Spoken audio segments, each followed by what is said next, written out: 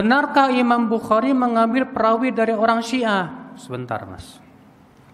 Imam Ibnu Hajar mengatakan bahwa Syiah di zaman dahulu itu beda dengan Syiah zaman sekarang. Di zaman dahulu dibedakan antara Syiah dengan Rafidhah.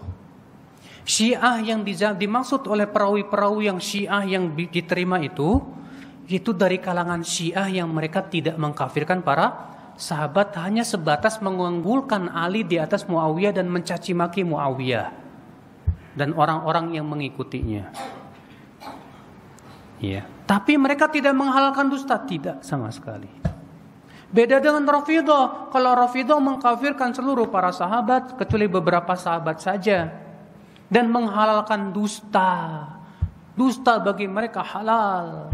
Ustadz Wahabi ini tidak dapat menerima kenyataan bahwa kitab Sahih Al-Bukhari ternyata di dalamnya dipenuhi dengan para perawi Syiah, yaitu rantai periwayat hadis. Dengan segala tingkatan kesyiahannya, rupanya Ustadz Wahabi yang satu ini sangat tidak siap ketika ditanya tentang topik tersebut, sehingga berbicara tidak karuan. Dia mengatakan Syiah dahulu berbeda dengan sekarang. Syiah dahulu tidak menghalalkan dusta. Ustadz Wahabi lokal dan gerombolannya sering menelan ludah sendiri. Kadang mereka mengatakan bahwa pendiri Syiah adalah Abdullah bin Saba yang ajarannya adalah mengkafirkan sahabat dan berdusta. Sekarang Ustadz ini mengatakan bahwa Syiah dahulu, yaitu para pengikut ajaran Ibn Saba, tidak menghalalkan dusta. Jawaban Ustadz Wahabi lokal ini tentang perawi Syiah dalam Sahih Al-Bukhari hanya sebagai upaya berkelit dari kenyataan saja, atau hanya itu satu-satunya jawaban terbaik untuk membodohi jamaahnya. Sementara mbah moyangnya Ustadz ini, yaitu Ibn Taimiyah, mengatakan bahwa Syiah itu pembohong dan munafik. Dalam kitab Majmu' Fatawa karangan Ibn Taimiyah, salah satu ulama rujukan Wahabi, jilid 13 yang diterbitkan oleh Mujamma' Malik Fahad, cetakan tahun 2004, halaman 31. Ibn Taimiyah berkata, kemudian Syiah ketika membawakan riwayat tujuannya bukan untuk agama, akan tetapi untuk kerusakan. Sampai kalimat, maka asal muasal bid'ah mereka, yaitu Syiah, terbangun di atas kebohongan kepada Rasulullah dan mendustakan hadis-hadis sahih. Karena itu tidak didapati di dalam kelompok-kelompok umat Islam kebohongan yang lebih banyak dibandingkan yang ada pada mereka, yaitu Syiah. Berbeda dengan kelompok Khawarij, tidak diketahui adanya kebohongan pada mereka.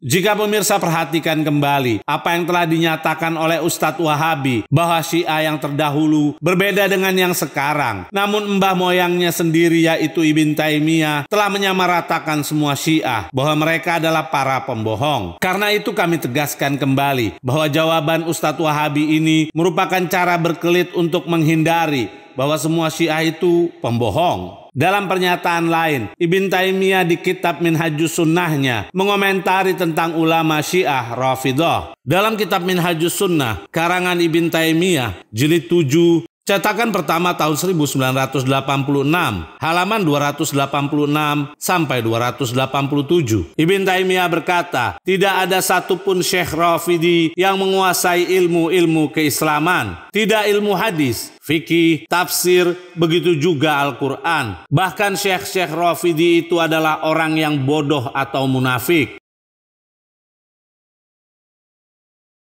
Yang jadi pertanyaan sekarang, mengapa Imam Al-Bukhari masih mengambil riwayat dari para pembohong, orang-orang bodoh dan munafik, yaitu kelompok Syiah? Dengan bermodalkan definisi Syiah secara umum dari Ibn Hajar Al-Asqalani, Ustadz Wahabi ini hanya menghibur dirinya sendiri dan membohongi jamaahnya, namun tidak dapat menjawab kenyataan bahwa Imam Bukhari banyak mengambil riwayat dari ulama Syiah, bahkan Rafidhah. Wahai Ustadz, sebaiknya Anda mengatakan tidak tahu daripada sok tahu. Lebih baik Anda belajar lagi dan meneliti perkataan ulama dengan lebih banyak referensi sehingga dapat menambah pengetahuan. Jadilah Anda ikan laut, jangan seperti ikan sumur yang hanya berputar-putar di tempat itu. Mari kita lihat pernyataan Az-Zahabi berikut ini. Dalam kitab Mizanul I'tidal fi Naqdir Rijal karya Imam Az-Zahabi, jilid 1, yang diterbitkan oleh Darul Ma'rifah, halaman 5. Az-Zahabi berkata di dalam biografi Aban bin Taghlib Al-Kufi, seorang Syiah yang berlebihan, akan tetapi dia adalah orang yang jujur. Maka untuk kami kejujurannya dan baginya bid'ahnya. Kemudian Az-Zahabi berkata, hal ini yaitu periwayat hadis berpaham Syiah banyak ditemukan di kalangan tabi'in dan tabi'in, di mana mereka teguh dalam beragama, menyandang sifat wara, yaitu kehati-hatian dalam agama dan kejujuran. Kalau seandainya hadis dari perawi Syiah ditolak, maka akan banyak yang hilang dari sunnah-sunnah Nabi, dan ini adalah kerusakan yang nyata.